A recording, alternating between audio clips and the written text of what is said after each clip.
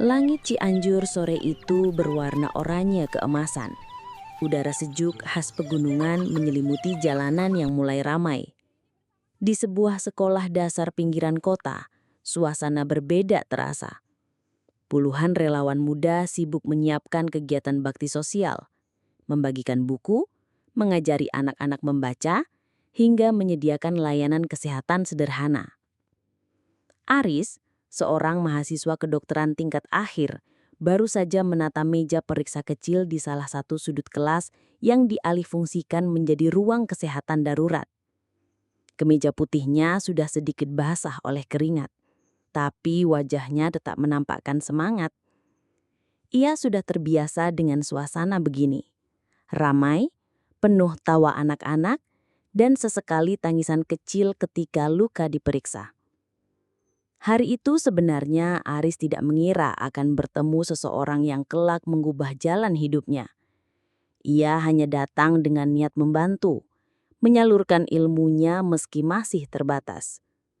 Namun, hidup seringkali menghadirkan kejutan saat kita paling tidak menduganya. Di sisi lain halaman sekolah, seorang gadis dengan jilbab warna biru muda terlihat sibuk mengatur barisan anak-anak. Senyumnya ramah, gerakannya luas, seolah ia sudah terbiasa memimpin. Sesekali ia jongkok, menyamakan tinggi tubuh dengan anak-anak agar mereka lebih nyaman diajak bicara. Itulah Nadia, seorang mahasiswi komunikasi semester 6 yang dikenal aktif di organisasi kampus dan gemar terjun ke lapangan. Ia bergabung menjadi relawan karena ingin berbagi, bukan hanya teori. Baginya turun langsung merasakan kehidupan masyarakat membuat dunia terasa lebih nyata. Pertemuan mereka bermula sederhana. Aris sedang merapikan stetoskop ketika seorang bocah laki-laki berlari-lari mendekat sambil memegangi tangannya yang tergores. Bocah itu merengek, "Kak, sakit." Aris menjongkok, menenangkannya. "Tenang, sini abang beriksa, nggak sakit kok." Tiba-tiba, suara lembut terdengar dari samping. Dia jatuh pas main lari-larian, dari tadi memang agak bandel. Aris menoleh. Di hadapannya, Nadia berdiri dengan senyum tipis. Matanya berbinar penuh kehangatan. Sekilas, Aris sempat kehilangan kata. Ia jarang dibuat terdiam oleh orang baru. Tapi ada sesuatu pada wajah gadis itu. Mungkin ketulusan, mungkin juga cahaya semangat yang terpancar. "Oh, begitu ya?" jawab Aris agak canggung. Ia kembali fokus pada luka anak itu, membersihkan dengan hati-hati, lalu menutupnya dengan perban kecil. Bocah itu berhenti menangis, tersenyum lega.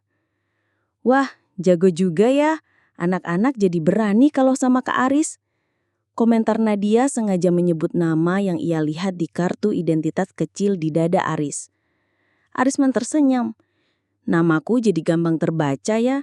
Terima kasih sudah bawa dia ke sini." Nadia mengangguk. "Aku Nadia, sama-sama relawan. Tugasnya jagain anak-anak. Kayaknya kita bakal sering ketemu hari ini."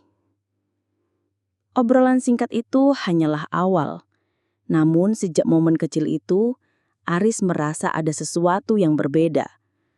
Saat Nadia berjalan kembali ke kelompok anak-anak, Aris tak bisa menahan diri untuk melirik sekali lagi. Ada daya tarik yang tidak biasa, bukan sekedar fisik, melainkan aura kehangatan yang membuat hati tentram. Hari itu berlanjut dengan kesibukan padat. Aris sibuk memeriksa anak-anak, memberikan obat sederhana, sementara Nadia berkeliling memastikan semua kegiatan berjalan lancar. Kadang mereka bertemu di tengah keramaian, saling bertukar senyum singkat. Menjelang sore, saat kegiatan hampir selesai, hujan turun rintik-rintik. Para relawan berlarian mencari tempat berteduh. Aris masih di dalam kelas membereskan peralatannya. Ketika ia hendak keluar, ia mendapati Nadia berdiri di teras menatap hujan yang membasahi halaman sekolah. Indah ya, hujan sore, kata Nadia tanpa menoleh, seolah berbicara pada dirinya sendiri. Iya, apalagi di sini. Udara dingin, bau tanah basahnya bikin tenang. Nadia menoleh, tersenyum tipis. Jarang yang bisa menikmati hujan, kebanyakan orang buru-buru menghindar. Aris mengangguk. Mungkin karena aku sering ke desa-desa, hujan itu bagian dari kehidupan, nggak bisa dihindari, jadi lebih baik dinikmati. Obrolan mereka mengalir begitu saja. Dari hujan berlanjut ke cerita tentang keluarga, hobi, dan alasan masing-masing menjadi relawan. Aris bercerita bagaimana ia ingin menjadi dokter yang tidak hanya bekerja di rumah sakit, tapi juga turun ke masyarakat. Nadia menuturkan cita-citanya menjadi komunikator publik yang bisa membawa perubahan lewat media dan edukasi. Waktu terasa cepat. Tanpa sadar, langit mulai gelap dan kegiatan bakti sosial resmi ditutup. Para relawan satu persatu pamit. Begitu juga dengan anak-anak desa yang kembali ke rumah masing-masing.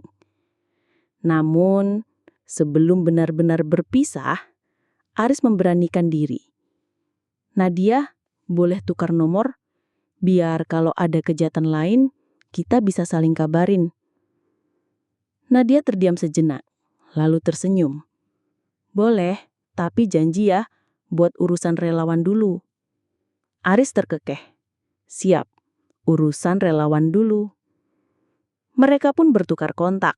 Sebuah langkah kecil yang membuka jalan panjang bagi kisah mereka. Di hati Aris ia tahu, pertemuan ini bukan kebetulan. Dan bagi Nadia, ada rasa hangat yang belum bisa ia jelaskan. Hari itu berakhir dengan sederhana, tapi jejaknya tertinggal dalam-dalam. Hujan sore di sekolah pinggiran kota menjadi saksi lahirnya perkenalan dua jiwa muda yang kelak akan diuji oleh waktu, jarak, dan janji yang terucap di antara mereka. Hari-hari setelah kegiatan bakti sosial itu, komunikasi antara Aris dan Nadia semakin intens. Awalnya hanya sekedar bertukar kabar tentang kegiatan relawan, mengingatkan jadwal rapat, atau berbagi informasi tentang acara kampus. Namun, perlahan-lahan, percakapan itu berkembang menjadi lebih personal. Di sela kesibukannya kuliah kedokteran, Aris sering mengirim pesan singkat, "Udah makan belum?" Atau, "Hari ini capek enggak?" Pertanyaan sederhana tapi selalu membuat Nadia tersenyum. Ia merasa diperhatikan tanpa diminta. Nadia sendiri juga mulai terbuka. Ia bercerita tentang keluarganya di Bandung, tentang hobinya membaca novel, juga tentang mimpinya bisa punya platform komunikasi yang menyuarakan banyak hal positif. Aris mendengarkan dengan sabar, bahkan seringkali menanggapi dengan kalimat-kalimat yang menenangkan. Suatu sore, mereka kembali bertemu di sebuah kafe kecil dekat kampus. Aris baru saja selesai ujian laboratorium. Wajahnya tampak letih. Nadia datang dengan membawa 2 gelas es teh manis. Duduk di hadapannya, lalu berkata, "Minum dulu, nanti seger lagi." Aris terkekeh. "Kamu kayak tahu aja aku haus." "Aku kan udah hafal gaya orang habis ujian," jawab Nadia sambil tersenyum. Mereka mengobrol panjang malam itu. Aris bercerita betapa beratnya beban kuliah kedokteran. Bagaimana ia harus menelan ratusan halaman materi dalam waktu singkat. Nadia menimpali dengan kisah tentang deadline tugas komunikasi yang sering membuatnya begadang. Di sela obrolan mereka saling menertawakan hal-hal kecil. Salah ucap, ekspresi gugup, bahkan cara Aris yang suka menggaruk kepala ketika bingung. Rasa nyaman itu tumbuh begitu saja. Tidak ada yang memaksakan, tidak ada yang tergesa-gesa. Keduanya sama-sama sadar, ada sesuatu yang lebih dari sekedar pertemanan. Momen penting itu datang pada malam ulang tahun Nadia. Aris menyiapkan kejutan kecil. Sebuah buku catatan dengan sampul kulit coklat, sederhana tapi elegan. Di halaman pertama ia menuliskan, "Untuk Nadia, Semoga semua mimpimu bisa tertulis di sini dan kelak terwujud satu persatu. Nadia terharu. Kamu ingat ulang tahunku? Ya, tentu. Masa iya aku lupa? Jawab Aris dengan senyum malu. Malam itu setelah acara kecil bersama teman-teman selesai, mereka duduk berdua di taman kampus. Lampu jalan berpendar kuning temaram. Angin malam bertiup lembut. Nadia, Aris memulai dengan suara pelan.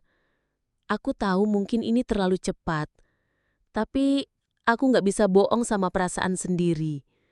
Aku nyaman sama kamu, lebih dari sekedar teman. Nadia terdiam, menunduk menatap jemarinya. Jantungnya berdegup kencang, tapi wajahnya tetap berusaha tenang. Aris, aku juga merasa hal yang sama. Tapi kita masih sama-sama sibuk dengan mimpi masing-masing. Aku takut perasaan ini malah ganggu jalan kita. Aris menatap matanya dalam-dalam. Justru karena itu aku bilang sekarang, aku nggak minta apa-apa selain satu hal. Kita saling janji, setia sama mimpi masing-masing, tapi tetap saling jaga hati. Nadia menarik napas panjang, lalu mengangguk. Baik, tapi kita harus punya pegangan, biar nggak cuma sekedar janji kosong. Aris tersenyum, lalu menatap langit malam. Kalau begitu, kita buat kesepakatan. 4 tahun dari sekarang, tanggal 15 Juli 2027, kita ketemu lagi di tempat ini. Kalau takdir memang menyatukan kita akan lanjut bersama. Kalau tidak, minimal kita pernah berjuang dengan hati yang tulus. Nadia terhenyak. 4 tahun? Itu lama sekali. Iya, tapi aku butuh waktu itu untuk selesai pendidikan, ambil spesialis, dan benar-benar siap. Kamu juga pasti punya banyak hal untuk diraih. Nadia memejamkan mata sejenak, lalu tersenyum dengan mata berkaca-kaca. Baik, 15 Juli 2027. Aku akan datang. Mereka pun saling menggenggam tangan. Tidak ada cincin, tidak ada saksi resmi. Hanya langit malam dan bisikan janji yang sederhana. Namun di hati mereka, janji itu terasa lebih kuat daripada apapun. Sejak malam itu, hubungan mereka berjalan lebih dekat. Mereka tidak mengumbar status pacaran, tapi semua orang tahu ada sesuatu di antara mereka. Teman-teman relawan sering menggoda, tapi Aris dan Nadia hanya saling tersenyum. Mereka sadar perjalanan ke depan tidak akan mudah. Tapi janji di bawah langit malam itu menjadi pengikat yang membuat keduanya berani melangkah. Hari-hari setelah janji itu, waktu terasa berjalan lebih cepat. Aris semakin sibuk dengan kuliah kedokterannya. Setelah lulus dokter muda, Aris langsung memutuskan ambil spesialis penyakit dalam. Jalan itu tidak mudah. Jam belajar panjang, ujian berlapis, serta praktek di rumah sakit besar di Jakarta yang penuh tekanan. Suatu malam, ketika hampir tengah malam, Aris masih di ruang jaga rumah sakit. Matanya merah karena kurang tidur. Tangan dingin memegang buku catatan yang penuh coretan.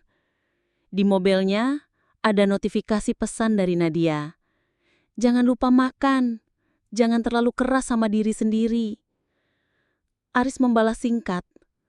Aku baik. Terima kasih. Doakan ya. Namun semakin lama, komunikasi mereka tidak lagi sesering dulu. Aris sering tenggelam dalam dunia medis. Pasien yang menumpuk, dosen yang keras, bahkan persaingan antar residen. Ada saat-saat ia merasa benar-benar sendiri. Di sisi lain, Nadia juga mulai menemukan jalan sendiri. Ia mencoba membuat konten sederhana di Facebook.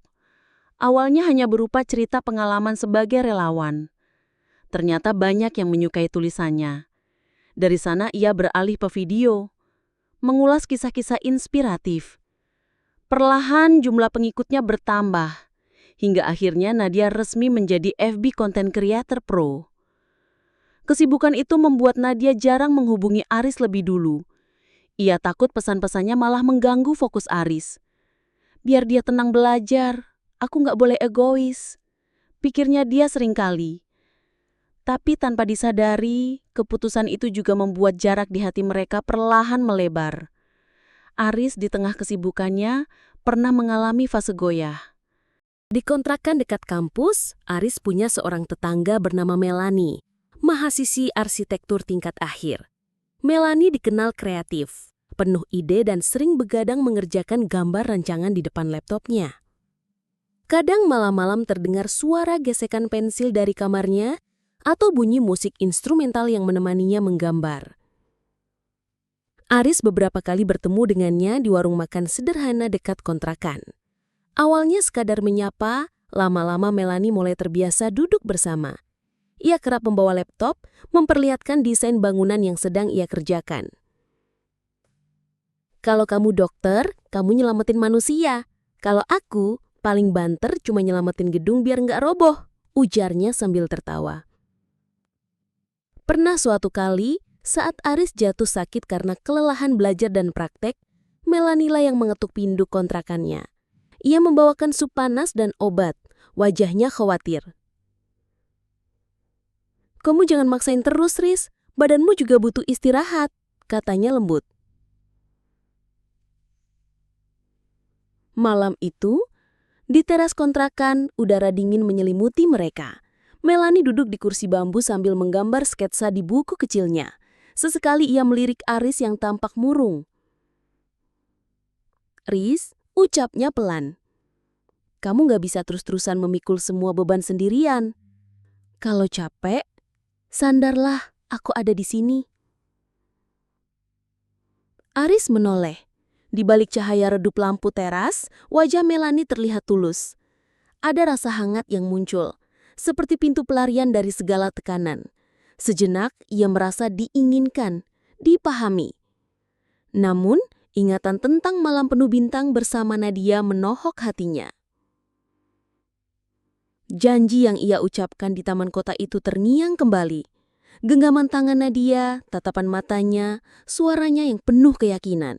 Semua hadir begitu kuat, hingga membuat Aris menunduk.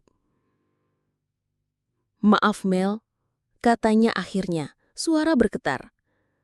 "Aku nggak bisa." Melanie terdiam, menutup bukunya perlahan. Senyum kecil ia paksakan meski matanya menyimpan kecewa. "Aku ngerti, Riz. Semoga dia memang pantas kamu tunggu." Sejak itu, ia menjaga jarak dengan Melanie. Meski hatinya sering diuji, Aris tetap berpegang pada janji yang sudah ia buat. Sementara itu, kehidupan Nadia juga tak kalah penuh drama. Semakin sukses ia di dunia konten, semakin banyak orang mengenalnya. Ada tawaran kerjasama, sponsor, bahkan perhatian dari lelaki lain yang mengagumi karyanya. Nadia sempat goyah, apalagi ketika kesepian menyerang. Namun, setiap kali ia membuka buku catatan pemberian Aris, halaman pertama dengan tulisan tangannya seakan mengingatkan, "Untuk Nadia, semoga semua mimpimu bisa tertulis di sini, dan kelak terwujud satu persatu." Air matanya sering jatuh tanpa ia sadari. "Aris, aku ingin menghubungimu, tapi aku takut mengganggumu," bisiknya sendiri. Tahun demi tahun berlalu, Aris akhirnya menyelesaikan spesialisnya dengan penuh perjuangan. Rambutnya lebih tipis, wajahnya lebih matang, tapi matanya tetap menyimpan tekad yang sama. Ia menandai kalendernya. 15 Juli 2027. Hari yang ia dan Nadia janjikan 4 tahun lalu. Nadia, di sisi lain, makin dikenal luas sebagai content creator. Namun di balik semua gemerlap itu, ada ruang kosong di hatinya. Setiap kali tanggal 15 Juli mendekat, ia selalu merasakan getaran aneh. "Masihkah Aris mengingatnya?" tanyanya dalam hati. Tanggal 15 Juli 2027 akhirnya datang. Aris menatap kalender yang digantung di kamarnya di Jakarta. Lingkaran merah besar di angka 15 membuat dadanya berdebar. Hari itu bukan sekadar tanggal biasa. Itu adalah janji yang ia simpan di hatinya selama 4 tahun terakhir. Siang itu ia baru saja melewati hari penting, sidang akhir spesialis. Semua orang menyalaminya, merayakan keberhasilannya. Tapi di tengah keramaian, pikirannya justru melayang jauh ke Cianjur, ke taman kota kecil yang 4 tahun lalu jadi saksi janjinya dengan Nadia. Tanpa ragu, Aris menolak ajakan pesta kecil teman-temannya. Ia segera berkemas, naik kereta sore menuju kampung halaman. Selama perjalanan, wajah Nadia terus muncul di benaknya. Apakah dia masih ingat? Apakah dia akan datang? Sesampainya di Cianjur menjelang malam, Aris langsung menuju taman kota. Bangku kayu tempat mereka dulu duduk masih ada. Meski catnya mulai pudar, ia duduk, menunggu dengan jantung yang tak pernah tenang. Jam 7 malam, taman mulai sepi. Hanya ada beberapa pasangan muda dan anak-anak yang pulang bersama orang tua mereka.